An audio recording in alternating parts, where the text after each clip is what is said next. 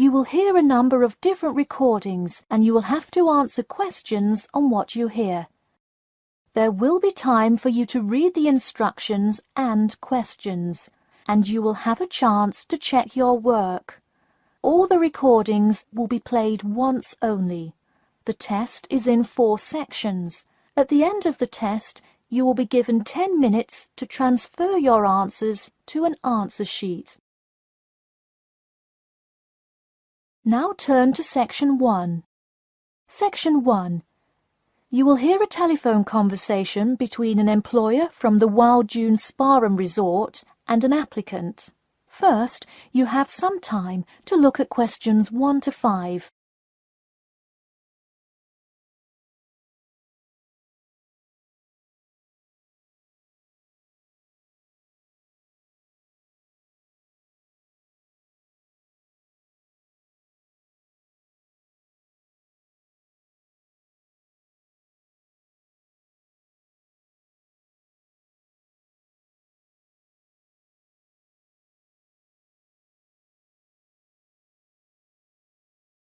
Now we shall begin.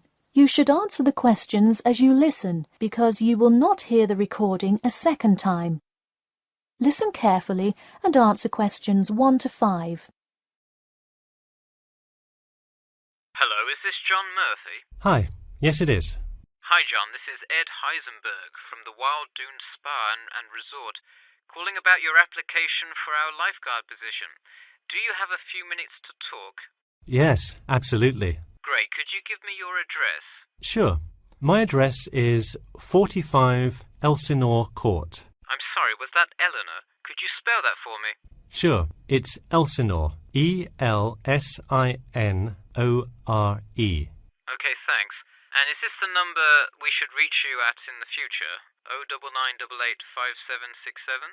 No, that's my home phone. But let me give you my mobile number instead. 077-896-245. Call me on that one. Okay, I'll make a note of that. Could you tell me your availability? Sure, I'm usually available during afternoons or weekends. I'd prefer not to be scheduled on weeknights because I work part-time as a waiter. That shouldn't be a problem, since we don't stay open very late anyway. And do you have any other employment experience? Yes, I've worked at a few other places. I was the baseball coach at Richmond High School last season. I see. And do you have any other experience that you would like us to note on your application? Yes. Last year I worked at the beach as a rescue diver. Rescue diver? That sounds intense. Well, it's really just like being a lifeguard, except in the ocean instead of pool. So kind of like being a lifeguard at the world's largest pool. I see. Before you hear the rest of the conversation, you have some time to look at questions 6 to 10.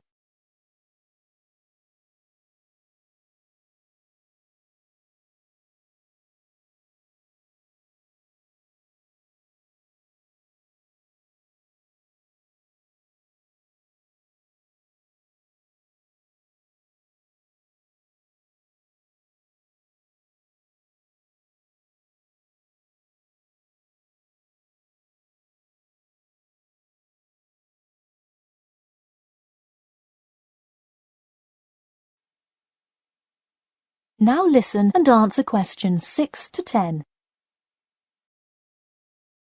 So could you tell me about the relevant skills you have? I'm guessing a lot given your experience. I'm CPR certified and have 2 years of diving experience. Great, it sounds like you are well qualified for this position. When does your CPR certification expire? I think in November, but let me quickly check my CPR card. Actually, it expires in October. Okay, so regardless, you have it through the end of the summer. When is your ideal time to work? Since I work in the restaurant on weeknights, I like weekends best, specifically Saturday mornings. I see. We do already have a lot of staff available on Saturdays, but I do need an early morning shift lifeguard. How early could you work Saturday morning? I can get there by 6 o'clock if need be. You'll be happy to know we open a little later than that. but I'll put you down for Saturday mornings here. Oh, awesome. I can't wait to get started. How about you come in next Saturday, the 12th? That sounds good. Great. We can figure out other shifts for you to work when you come in then. One last thing, just out of curiosity, where did you hear about us? I heard your ad on the radio while I was driving this morning. You know, I think you're the first person who has responded to our radio ads. It's almost always people who have seen us in the newspaper. Yeah, I don't have time to read through the newspaper every morning. I have plenty of time in the car to listen to radio ads. That makes sense. Well, thanks for your time, and we'll look forward to seeing you on the 12th. That is the end of section 1. You now have half a minute to check your answers.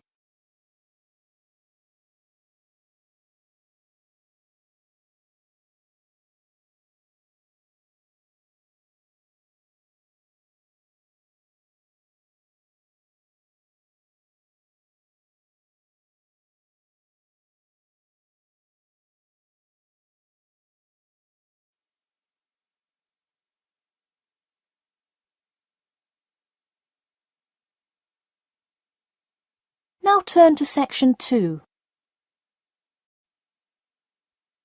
Section 2.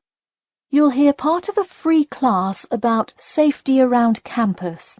First, you have some time to look at questions 11 to 14.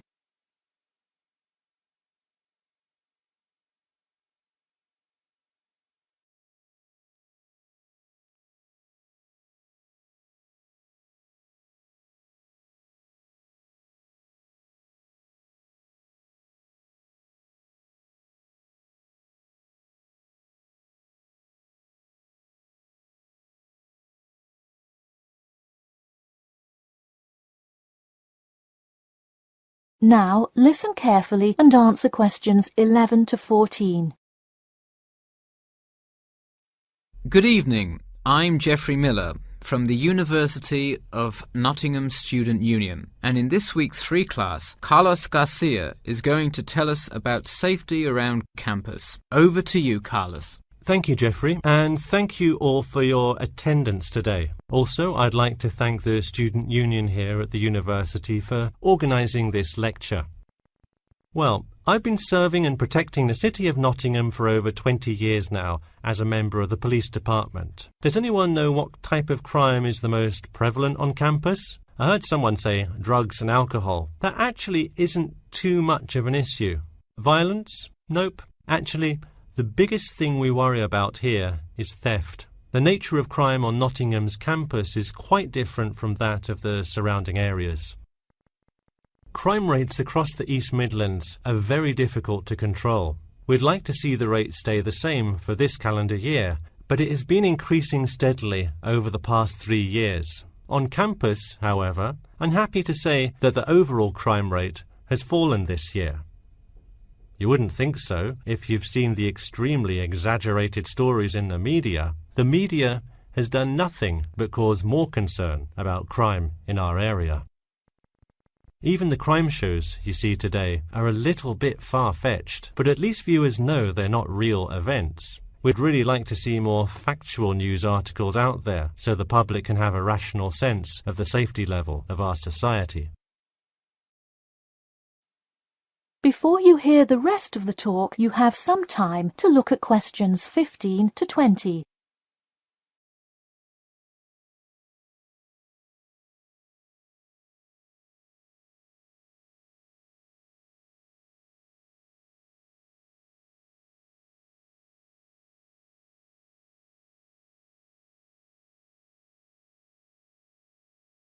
Now listen and answer questions 15 to 20. Okay, let's move on to what to do when you see a crime. Do not get involved if at all possible, and do not draw too much attention to yourself by running away in a conspicuous manner.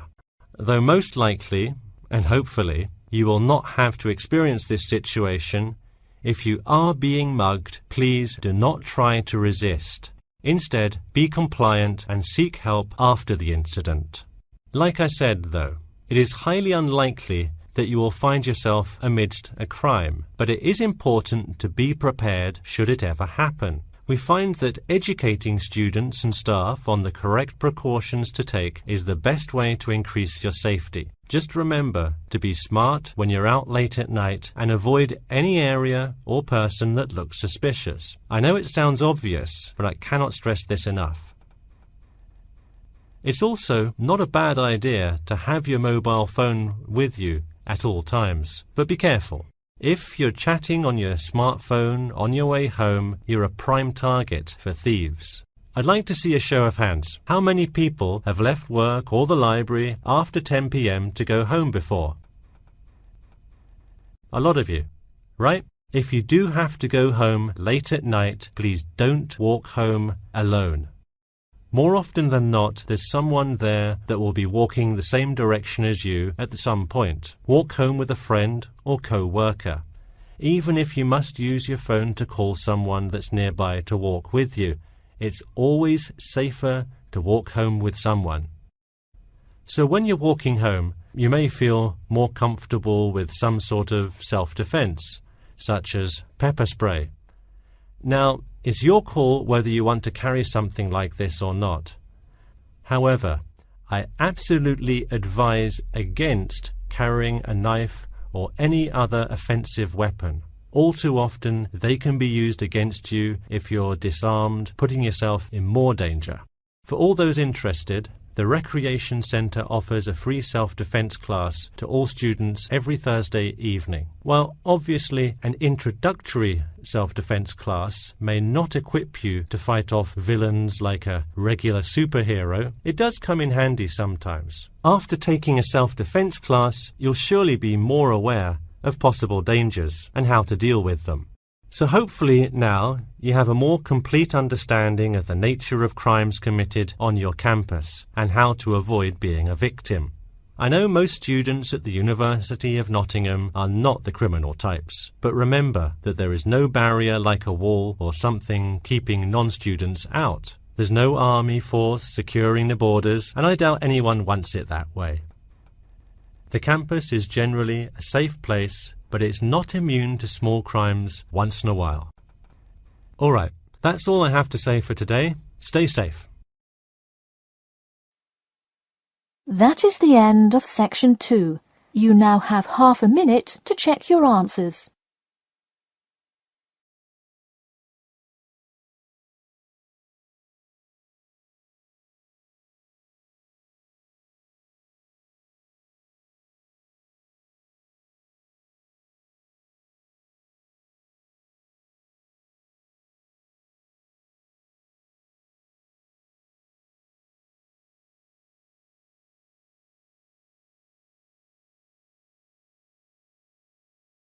Now turn to section 3. Section 3. You will hear a student called Bobby talking to his tutor about the research project. First, you have some time to look at questions 21 to 23.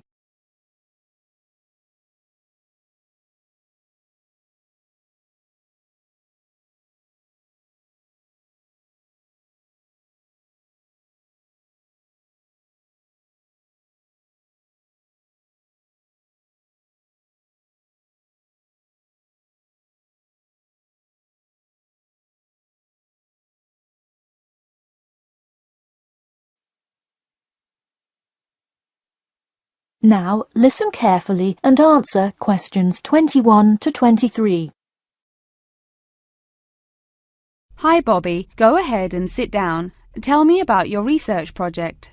Well, I decided to research football and keys for success on a football team. That sounds great. What are the guidelines for the test? Did the teacher talk to you about it in class? No, everything is on a handout that was passed out. It says that the first draft is due at the end of next week and the second and third are due later on in the month. I don't understand why we have to keep revising and fixing it. Is this assignment really that important? Well, this project is a major requirement for passing 11th grade English and will go on your permanent record. Oh, really? Does that mean it will affect what English level I am placed in next year? Well, not exactly.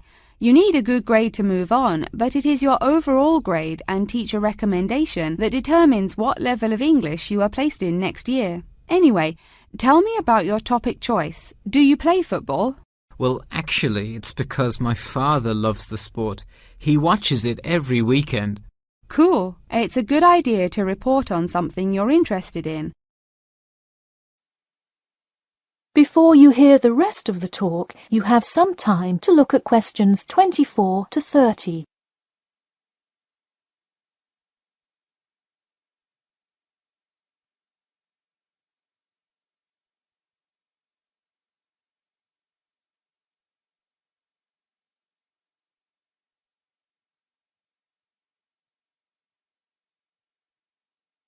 Now, listen carefully and answer questions 24 to 30. I see you worked hard calling players and the head coach to talk, so let's see what information you got. Well, you have to listen carefully to the first call on the recording.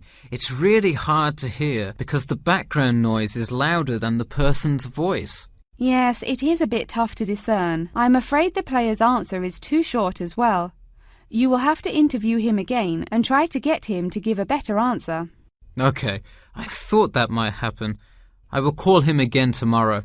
Moving on, let's look back at this question. You asked, tell me about a time when you learned a major life lesson through playing football and explain how that has shaped the person and player you have become now and how you hope to pass on that lesson. It is a great idea for a question, but in an oral interview it is far too complex. I would advise you to break it up into multiple parts to get a better response. I guess you're right. I wouldn't want to have to provide an answer to a question like that. I will simplify it. I found that when I asked players this question, it took too much time because they were struggling to answer the question completely. In fact, this is the question Joe Billings was answering when the tape ran out. He did tend to ramble on all the questions, didn't he? He sure did. I would recommend that when you go back and interview players again, that you use a more sophisticated recording device. This recording is spotty, which indicates that the equipment wasn't working consistently. Okay, I guess it probably wasn't the best idea to use the sound recorder on my phone. Hey, could you give me some feedback on the content of the report itself? Sure. Let's start by focusing on your topic. While I like that you chose to cover football, it seems inexplicit. The keys for success of a player and team is quite an interesting topic, but what is your thesis? That is to say, what conclusions can you draw from your research? I would suggest coming up with a strong thesis statement and then shaping your report based on that. Is it really too vague? I put a whole lot of facts into it. I list the top 10 goal scorers in football history and later on provide statistics for a few of the most famous coaches and their records as coaches. I think that's great that you included these facts, but I think you focus too much on the facts and not enough on connecting these facts to make your point. Ah, I see. Okay. So it looks like I have quite a bit of work to do before the deadline. That is the end of section 3. You now have half a minute to check your answers.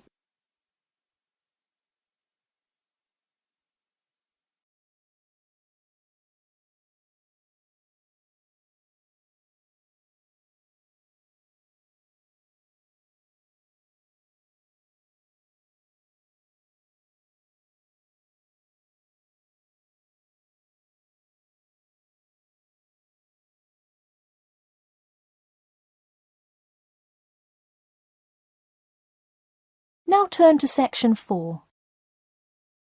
Section 4. You will hear part of a lecture about how to give a quality speech. First, you have some time to look at questions 31 to 40.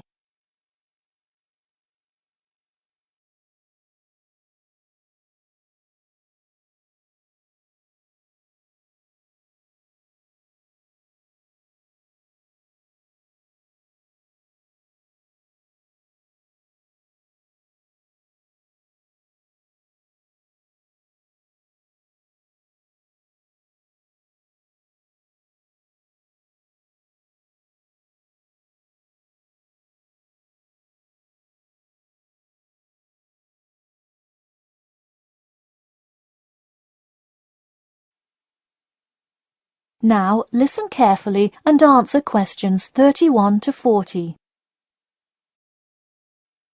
Good morning. Today I am going to cover the daunting task of giving a quality speech, a thought that makes most of us cringe.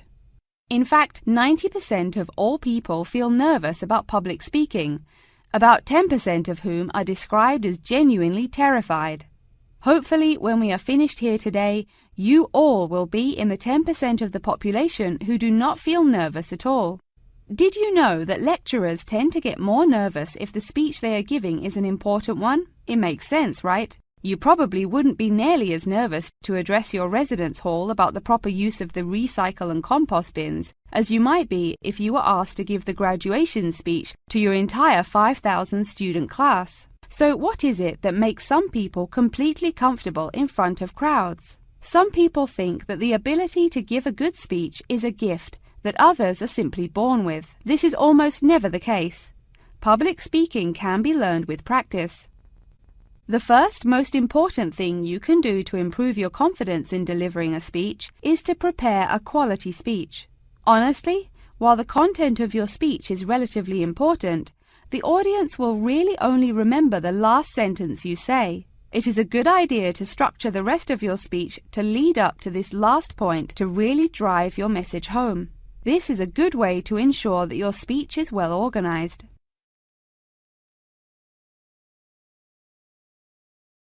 Once you are confident in the quality of the speech you have written, the rest is just about your stage presence.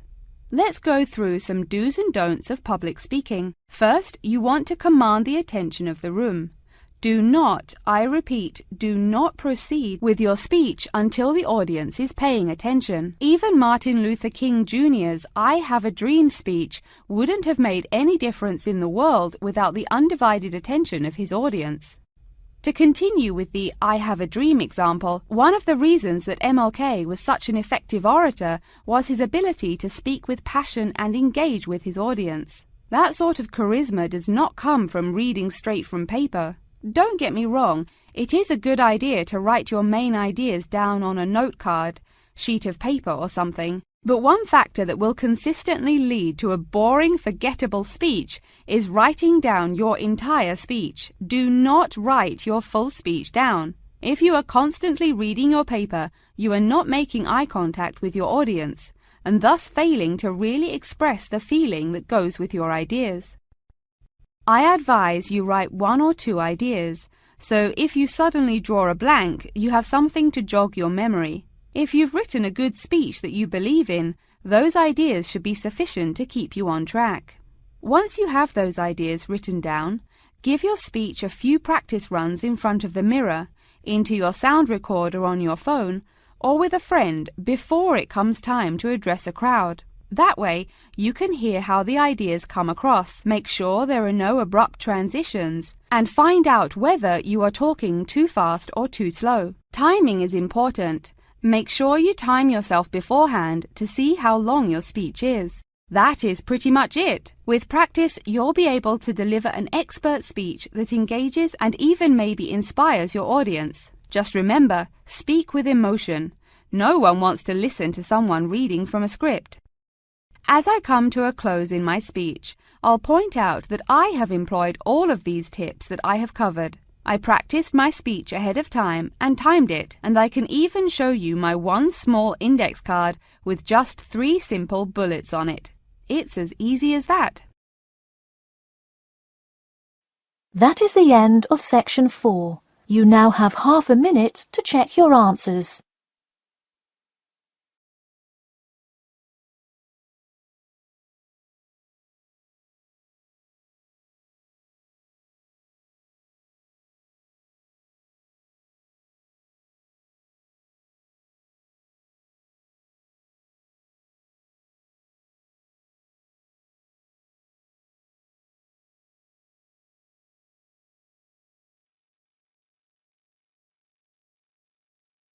That is the end of the listening test. You will now have 10 minutes to transfer your answers to an answer sheet.